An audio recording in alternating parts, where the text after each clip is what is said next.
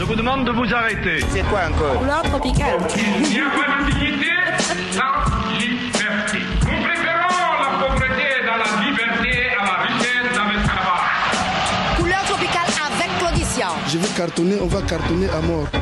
Le bureau politique national du Parti démocratique de Guinée porte à la connaissance du peuple militant et croyant de Guinée la tragique nouvelle ci-après. Dieu le Tout-Puissant a rappelé à lui le grand révolutionnaire et sincère croyant que fut le président Ahmed Sékou Touré. Il était 20h23, temps universel, le lundi 26 mars 1984. Vous venez d'entendre l'annonce officielle de la disparition du président Ahmed Sékou Touré, survenue le 26 mars 1984. Les sanglots perceptibles dans la voix du présentateur en disent long sur l'émotion qu'a suscité la mort du père de l'indépendance de la Guinée. Le 21 mars 1984, Ahmed Sékou Touré s'exprime pour la dernière fois devant les syndicalistes de la CEDEAO. Ses convictions sont intactes. Il s'agit de faire l'Afrique nouvelle.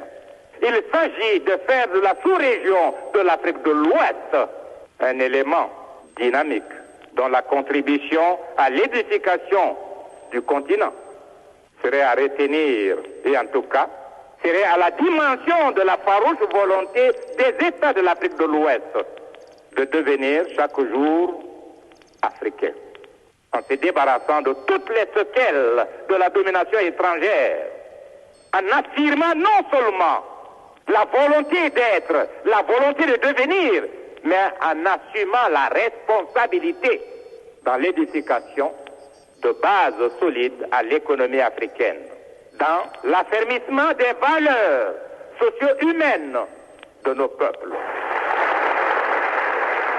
Oui, ses convictions sont intactes, mais la Guinée est minée de l'intérieur. L'autoritarisme de Sékou Touré a créé deux Guinées. Celle qui appartient pleinement à l'esprit de la révolution, à l'esprit du parti unique que Sékou Touré appelait le Parti Peuple, et puis la Guinée silencieuse, parfois opposante, alliée à une diaspora plus bruyante, souvent installée en France. C'est justement de l'ancienne puissance coloniale que vient l'un des hommages les plus flamboyants rendus au président guinéen. Écoutons Claude Cheysson, alors ministre français des Relations extérieures. Vous me permettrez de dire mon émotion personnelle. J'ai connu le président Sékou Touré en 1948. Ça fait donc beaucoup d'années. Et peu à peu, il m'a traité, dans les différentes capacités où je l'ai rencontré, comme un ami. Vraiment, j'ai eu pour cet homme, pour le nationalisme, la fierté nationale qu'il représente, une très grande admiration. Je le dis sans hésiter. Bien sûr, on pouvait faire quelques réserves sur certaines manières de faire qui ne correspondent pas aux nôtres en France.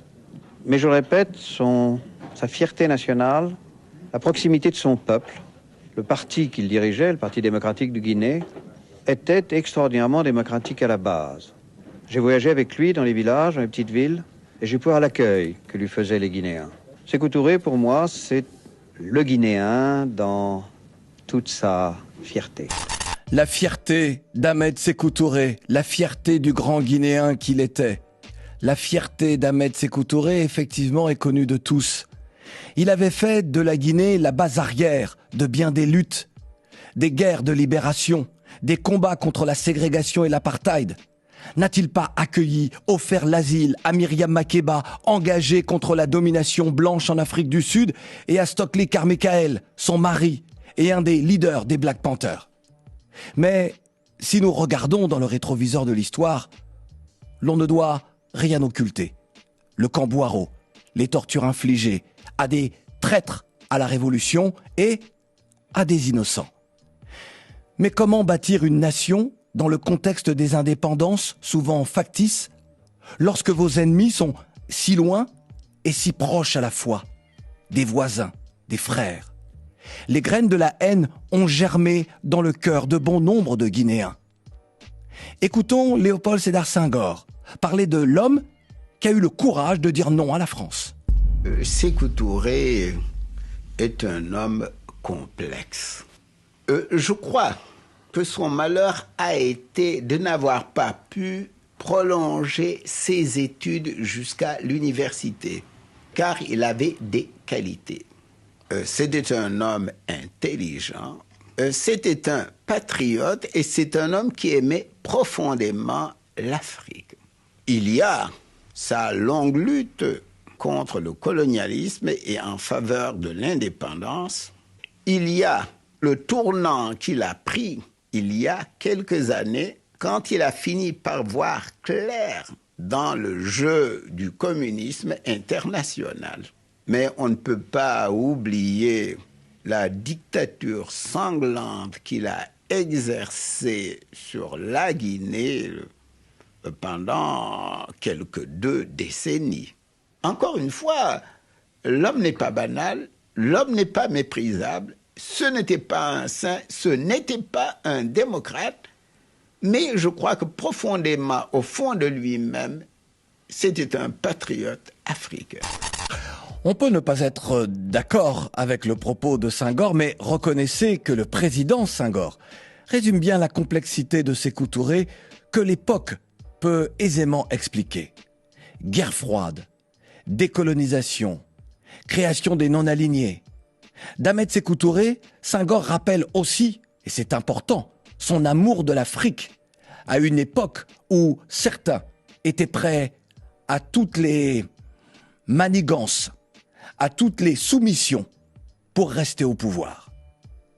Et puis, nous, 35 ans après la mort de Sékou Touré, on a surtout en mémoire l'échange, que dis-je, la joute verbale entre Sékou Touré et le général de Gaulle. C'était le 25 août 1958 à Conakry.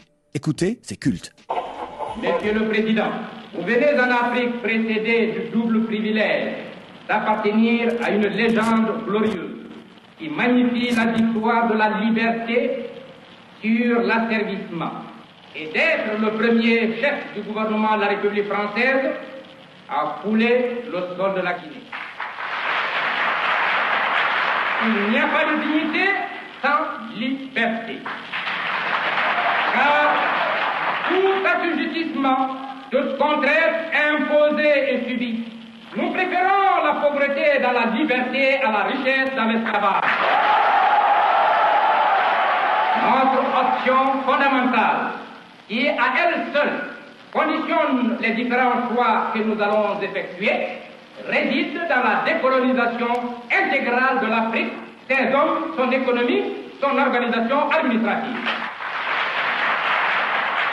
J'ai écouté, bien entendu, avec la plus grande attention, les paroles qui ont été prononcées ici.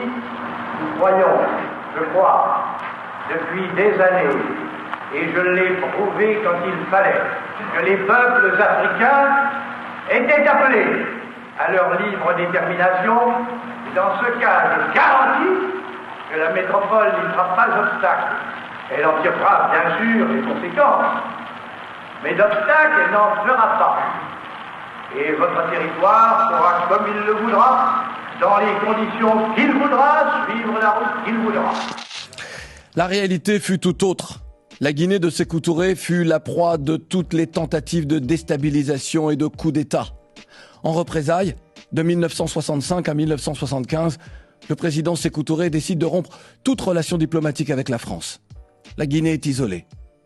Sékou Touré décède le 26 mars 1984. Le 27 mars, le Premier ministre guinéen, Lansana Beavogui, réunit le bureau politique puis devient président par intérim.